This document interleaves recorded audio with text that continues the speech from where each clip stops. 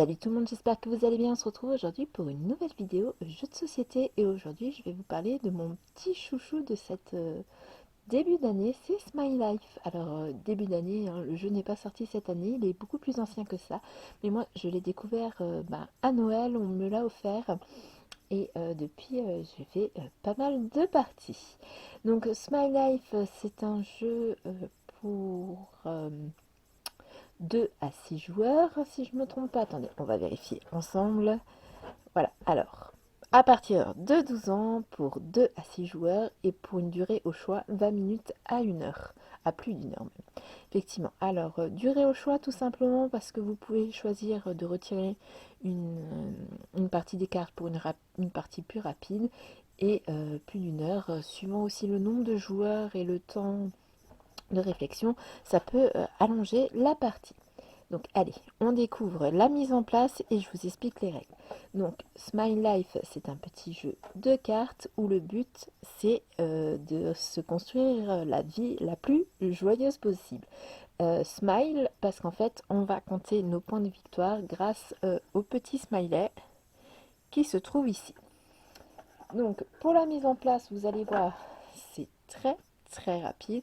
Donc vous prenez vos cartes, vous les mélangez, je vais vous éviter ma façon de mélanger qui est chaotique. Il faut vraiment que je songe à m'acheter un mélangeur de cartes. Et donc, on pose les cartes au départ. Chaque joueur reçoit 5 cartes. Donc, comme d'habitude, hein, je vous fais une présentation à 3 joueurs. Donc voilà, j'ai distribué 5 cartes à tous les joueurs. Je retourne la première carte de la pioche en face visible, ce sera la défausse. Donc au moment de mon jeu, plusieurs actions sont possibles. Quand c'est à moi de jouer, donc soit je pioche une carte et je la joue soit dans ma zone de jeu, par exemple je peux jouer études, voilà, qui me permet en fait de faire des études pour pouvoir un bon métier. Soit je peux jouer une carte chez l'un de mes concurrents. Par exemple, je peux leur mettre un malus. Donc là, ce serait par exemple passer un tour si vous travaillez. Bon, là, ça marche pas, on est en début de partie. Disons qu'on est en cours de partie et qui travaille, donc il passera un tour. Soit je peux, donc j'ai pioché une carte et je peux défausser une carte dans la défausse et mon tour est fini. Soit je peux ne pas piocher de cartes dans la pioche et bon, alors celle-ci ça ne marchera pas. Par exemple, c'est celle. Ouh, pardon, c'est ces deux cartes qui s'en vont. Voilà, c'est mon tour. Le joueur avant moi a jeté des études. J'ai besoin d'études parce que je n'en fais pas encore. Je peux récupérer la première carte de la défausse, mais je suis obligatoirement obligée de la jouer tout de suite dans ma zone de jeu. Je ne peux pas la prendre en main et la jouer à un autre tour. Quand on prend une carte de la défausse, c'est pour la jouer immédiatement et je n'ai pas le droit de reprendre une carte que j'ai moi-même jetée dans la défausse. Voilà, après il y a une autre chose que l'on peut faire, donc en général pas sur les premiers tours mais en cours de partie, quand vous avez certaines cartes dans votre zone de jeu. Par exemple, c'est le cas du mariage, disons. Donc pour poser un mariage, il faut que vous ayez au moins un flirt, donc vous pouvez flirter de 1 à 5 durant la partie. Et donc être marié, vous décidez que voilà, vous avez d'autres cartes flirt en main et vous voulez la poser parce que ça vous rapporte un smiley. Vous pouvez donc décider, au lieu de piocher ici ou ici, vous jouez tout simplement, vous enlevez une carte de votre zone de jeu et vous la défaussez. Donc c'est le cas pour le mariage, c'est le cas aussi pour votre métier, sauf pour les intérimaires. Donc je vous expliquerai après plus en détail, mais c'est considéré comme une action de jeu. Donc voilà comment on joue à Smile Life. Maintenant, pour que ce soit plus clair, je vais vous expliquer certaines cartes et leurs particularités. Mais vous allez voir, c'est très simple et puis en plus, tout est vraiment marqué sur les cartes. Donc, je vous disais, pour le flirt, vous pouvez en poser jusqu'à 5. C'est tout simple, vous voyez, c'est marqué ici de 1 à 5. Pour les études, c'est pareil, mais ça va de 1 à 6. Donc, vous pouvez en poser 6 cartes. Et 5 cartes flirt. Donc, on peut flirter.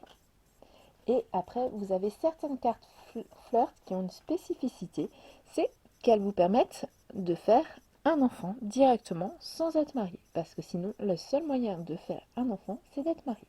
Donc là, j'ai flirté au camping, je peux faire un enfant directement. Après, si je veux faire des enfants, il faut que je me marie. Donc pour me marier, il faut que j'ai au moins posé un flirt. Donc à partir du moment où je suis mariée, je ne peux plus flirter. Sauf si je pose cette carte adultère. À partir du moment où je suis en adultère, je peux reprendre mes flirts en illimité. Et puis vu que je suis mariée, je peux faire des enfants malgré que je sois en adultère. Voilà. Mais attention, parce que vos adversaires peuvent décider de vous faire divorcer. Si ils vous font divorcer alors que vous êtes en adultère, vous perdez votre adultère, vous perdez votre mariage et les enfants issus du mariage. Là, enfin, et tous vos enfants. Hein, celui-ci aussi, on le perd. Donc, vous mettez l'adultère en dessous, le mariage au-dessus et les enfants par-dessus et tout va dans la défausse. Voilà, donc ça, c'est en cas de divorce qu'on vous impose. Après, à tout moment, comme je vous l'ai montré avant, vous pouvez choisir vous-même de divorcer. Donc c'est considéré comme une action. Vous jetez votre mariage. Du coup, vous conservez vos enfants. Vu que vous êtes divorcé, vous n'êtes plus en situation d'adultère. Vous retournez votre adultère car il n'est plus actif, mais il comptera le smiley qui vous apporte comptera toujours pour les points de victoire en fin de partie et les flirts, eux, restent en partie. Par contre, vous ne pouvez, si vous en avez 5, vous ne pourrez plus en poser. Voilà pour le mariage et le flirt. Je vous ai expliqué avant qu'on pouvait décider de divorcer tout seul. On peut pareil, comme le mariage, vous pouvez décider à tout moment, alors que vous êtes en situation d'adultère, d'arrêter votre adultère, vous retournez la carte, mais par contre, ce n'est pas considéré comme une action, parce que vous ne la défaussez pas, vous la gardez, donc vous pouvez encore après piocher votre carte et jouer. Mais du coup, vous n'êtes plus en situation d'adultère. Si quelqu'un vient vous poser le divorce, vous ne perdrez rien de vos cartes. Donc voilà pour le mariage, les flirts et le divorce. On part pour les études. Donc pourquoi faire des études? Tout simplement parce que pour pouvoir gagner de l'argent, il faut travailler. Et pour travailler, il faut correspondre à un niveau d'études. Par exemple, ici pour le policier, vous voyez, il y a un petit 1 dans les couronnes de laurier. Du coup, il me faudra un niveau d'études pour être policier. Et en plus, le policier, comme beaucoup de métiers, apporte un pouvoir spécifique. Ici, les métiers gourous et bandits ne peuvent pas être présents sur la table à partir du moment où il y a un policier. Donc, imaginons il y a un gourou ici et un bandit ici. Moi, si je deviens policier, ils sont obligés automatiquement de défausser leur carte métier, car ce n'est pas toléré. Après, du coup, le policier m'amène un billet. Donc, lors de mon paiement, quand je décide de poser un salaire sur la table, je cherche un salaire, c'est mon adultère, bon. Il me semblait avoir préparé une carte salaire, mais je ne l'ai plus. Bon, tant pis, on va en chercher une. Voyez, donc par exemple là, par contre, j'ai des études doux parce que je suis un surdoué, mais par contre, elle ne comptera que comme une carte. Voilà, un salaire de 1. Par contre, vous voyez, là, je viens de faire quelque chose que je n'ai pas le droit. Je viens de poser une carte études alors que je suis en train de travailler. À partir du moment où je travaille, je ne peux plus faire d'études. C'est soit je fais des études, soit je travaille. Donc, si je veux reprendre mes études, je suis obligée de jeter mon métier. C'est considéré comme une action, comme le mariage. Donc, je ne peux rien faire d'autre pendant ce tour, sauf la seule exception qui me permet de jeter un métier comme ça, c'est ce que je vous disais avant, c'est quand je suis intérimaire. Donc, vous voyez, les intérimaires sont en rouge ici. Et ce sont des cartes qui n'amènent pas de pouvoir. Mais leur pouvoir, c'est que par exemple maintenant je suis stripteaseur. Je décide que je veux arrêter ce métier de stripteaseur pour reprendre les études. Je peux me défausser de ma carte sans souci, piocher une nouvelle carte et la jouer comme un tour normal. Ce n'est pas considéré comme une action quand je défausse un métier intérimaire. Après, autre particularité, c'est pour ça que j'avais choisi ce métier-là, du fonctionnaire policier. Tout ce qui est fonctionnaire policier ne sont pas impactés par la carte licenciement. La carte licenciement, vous perdez votre emploi. Si quelqu'un me pose cette carte, elle n'aura pas d'effet sur moi, car les fonctionnaires ne peuvent pas être virés comme dans la vraie vie. Voilà. Donc voilà pour les métiers, comment on le devient. Et maintenant, donc vous voyez, je suis fonctionnaire, donc je peux au tour suivant décider de me faire un petit salaire. Par contre, vous voyez ici, j'ai un niveau 1, donc je ne pourrais poser que des billets de 1.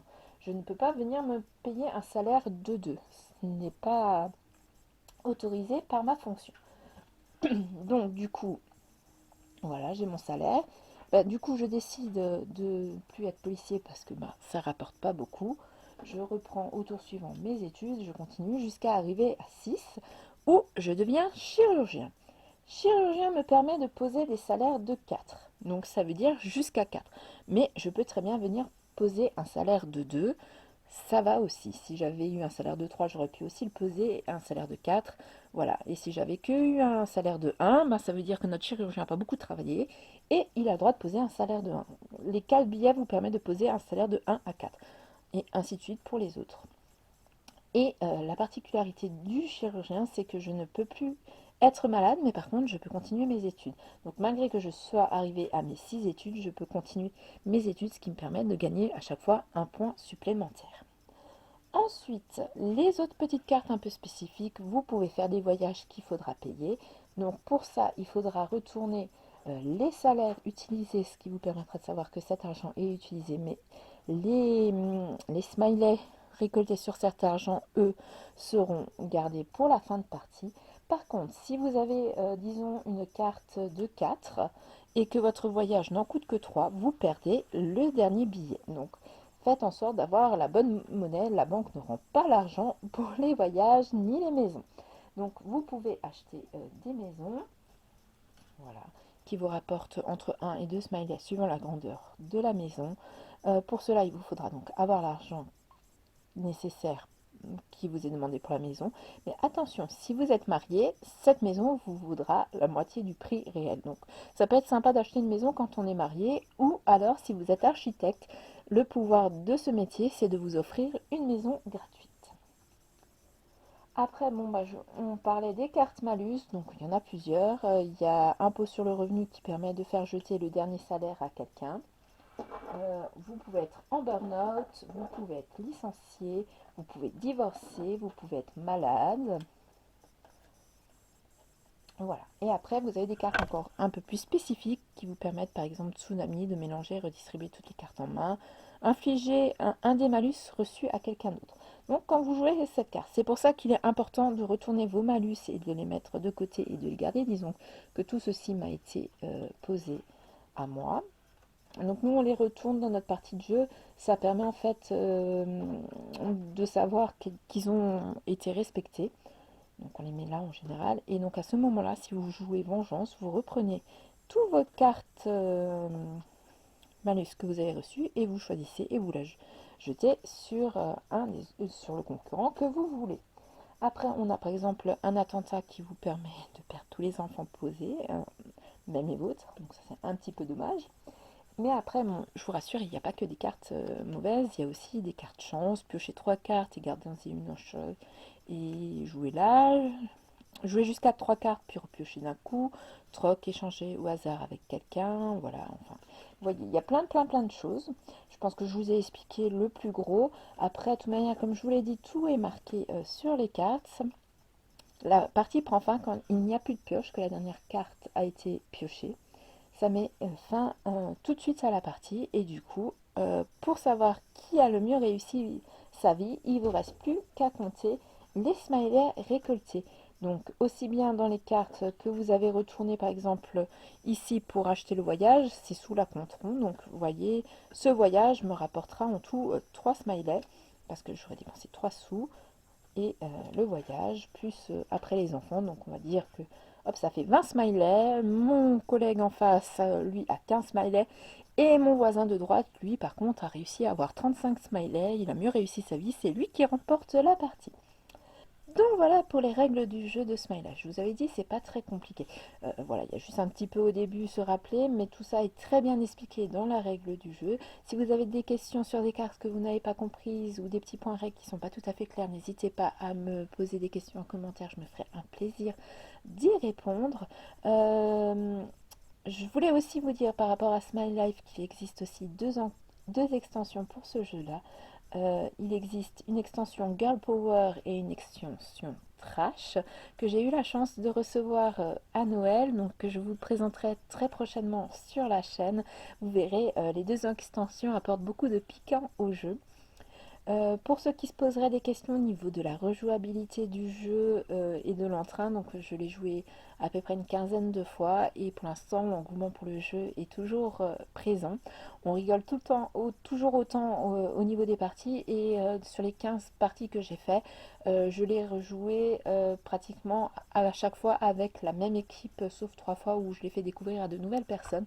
Donc au niveau de la rejouabilité, je pense que le jeu est très bon parce que on prend toujours autant de plaisir et les cartes ne sortent jamais de la même façon. Donc du coup, de ce côté-là, c'est assez rigolo. Puis c'est toujours marrant d'aller mettre des petits coups dans la stratégie des adversaires. Donc de ce côté-là, vous n'avez pas à vous en faire. Bon bah je crois que voilà, ça y est. Cette fois-ci, je vous ai tout dit en ce qui concerne Smile Life. Donc, je vous invite à vous abonner à la chaîne et à activer la petite cloche pour ne pas louper mes prochaines vidéos, notamment les vidéos d'extension de Smile Life. Et quant à moi, je vous dis à très bientôt pour une prochaine vidéo. Bye bye!